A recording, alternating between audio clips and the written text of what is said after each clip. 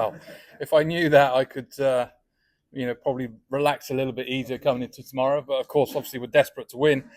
It's going to be amazing, isn't it? I think already we've seen 4 good days of cricket and a 2 games which have been well supported. But that last sort of hour or half an hour, the support and the energy around the ground made it amazing, really, didn't it? Just sort of like everybody was invested into it. There was, from an England point of view, obviously brilliant. We love those sort of situations when the crowd is really up behind the team.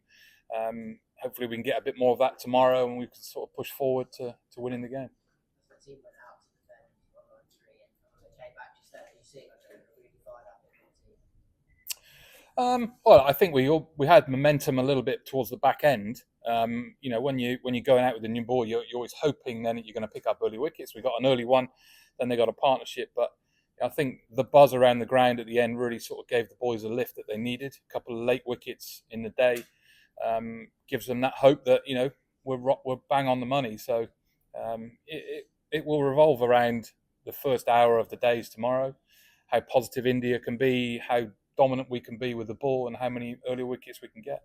Can I ask your assessment of England's batting performance today? Was one night too short of where you wanted to be, and what would you have seen as the kind of score you wanted? Well, I think we always wanted sort of 250 plus. Of course we did. But I think after the first innings, it was really hard to judge what a good score was going to be because it was definitely, there was more variation in bounce this morning that we'd seen in any time in the game, really. We would have loved to have had more runs than what we did, but still feel like we've got a decent score on the board with something to really sort of push on towards tomorrow. So, I don't think we're going to sit back and dwell on what's happened today too much. We'll look forward to what's going to happen tomorrow.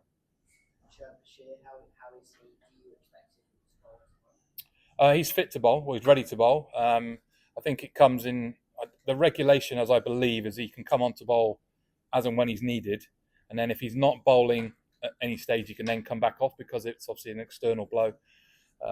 So should we need him, he will be ready to bowl. Yeah. Go ahead, sir. Coach, what kind of talks are going on as far as the cricket is concerned? Because constantly seeing that there is some bounce there. But according to you, what will be like on the 5th day? Was it something very close to where spinners will get ahead, or seamers will get along as far as this game is concerned? I think the majority of what we've seen is the variation in bounce from quick bowlers, people who can bowl balls that hit the seam, wobbling. The wobble seam delivery is the talk of the town nowadays, isn't it? That is a kind of a dangerous ball on this sort of pitch with the variation. I think you kind of see a bit more bounce bowling from the nursery end, where you see from bowling from pavilion end, maybe a bit more use of the slope where it angles back towards the stump. So that's hopefully what we'll see again tomorrow, and hopefully it will seam everywhere and we'll get 6 wickets in the first hour. Lizzie and then Stefan, please. Hi Marcus. Just quickly on the crowd, we saw Joe Gene them up there and it's a sellout tomorrow. Just how important is that, and does that get the juices flowing to the players? Do they get really fired up by it? Oh, definitely. I think if we can create some form of atmosphere that's very similar to that, it may not start with the same way. It might take a wicket to sort of get it going. We might need Joe to wind them up again. But the support has been brilliant throughout, because obviously we know both teams are really well supported, and it's great that we have that. And of course, tomorrow will be no different, because everyone loves their cricket, and we'll get another full house where both teams are both sets of supporters will get to see a finale of amazing Test matches. Stefan and then Matt, please. Just on the back of the atmosphere, what we made of a bit of the tension, is the right word, between the teams, and are you pleased to see that? How much of an end does that give us to the action? Yeah, I think it definitely helps to the situation, doesn't it? I think having that competitive edge from both teams, where they're desperate to win. Both teams are desperate to win. They want to fight for every wicket, every run, everything, every opportunity you get. So I have no problems at all with what goes on. There was a bit last night. There was obviously a similar situation tonight where everything was happening, and it comes and goes. I think it creates for more people watching the game, which is definitely a good thing. Of course, we know, both teams know, there's always lines you have to cross. I don't think it's really been troubled too much in this game, but it definitely helps the atmosphere and the presence of a series. The old school, Well, it's definitely got better in the last few. Better. It's definitely got more friendly in the last few years because of everyone's playing together in franchise tournaments around the world, right? It's like, they're teammates one week and now they're opposition and they're fighting for every tooth and nail. So, sometimes it's good to create a little bit of something in the game. Matt, go ahead. Harry Brooks taking quite a bit of criticism of his dismissal today. Can I just ask your assessment of, I suppose, shot selection versus poor execution and how you and him went on it as a pair?